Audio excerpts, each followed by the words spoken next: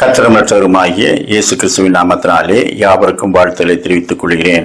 200 வருடங்களுக்கு முன்பாக வாழ்ந்த ஒயிட்ஃபீல்டு என்ற ஒரு அருட்பணியாளர் கர்த்தருடைய வசனங்களை சொல்வதிலே சளைக்காமல் உழைத்துக் கொண்டே இருப்பார்.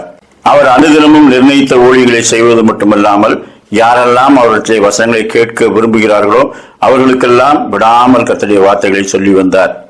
ஒரு நாள் பல கிராமங்களிலே ஊழியம் செய்துவிட்டு மிகவும் சோர்வாக சரீர பலவீனத்தினால் அவர் படுக்க போகும்போது ஒரு கூட்ட மக்கள் அவரிடத்திலே வந்து, ஐயா, என்னுடைய கிராமத்தினர் ஆயத்தமாய் இருக்கிறார்கள், அவர்களுக்கு வந்து கர்த்தருடைய வார்த்தைகளை சொல்லுங்கள் என்று சொன்னார்கள்.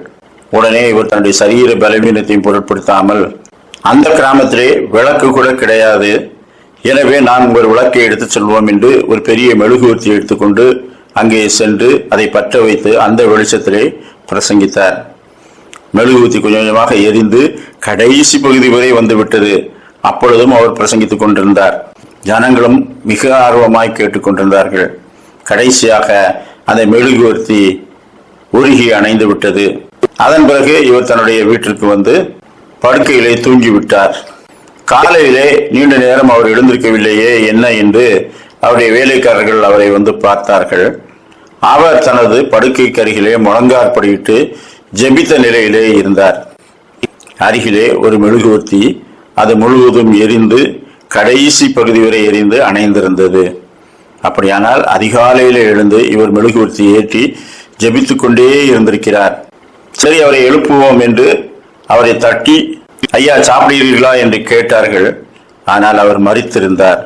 ஊழியம் செய்து கொஞ்சம் ஓய்வெடுத்து விட்டு மறுபடியும் ஜெபத்திலே அதிக நேரத்தை செலவிடும் ஒரு ஊழியர் ஜெபித்த நிலையிலேயே மரித்து போனாரே என்று அவர்கள் வியந்தார்கள்.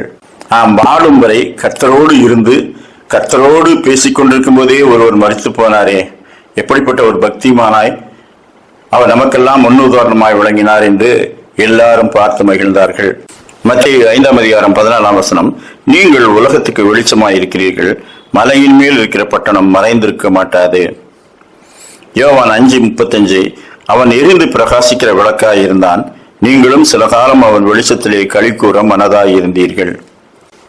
யோவான் ஸ்நானகன் எரிந்து பிரகாசிக்கிற விளக்காய் இருந்து ஏரோதினால் சிரச்சேதம் செய்யப்பட்டான். ஏரோதுக்கு அநேக நல்ல ஆலோசனைகளை சொன்னவன், ஆனால் நன்றி இல்லாமல் கொல்லப்பட்டான்.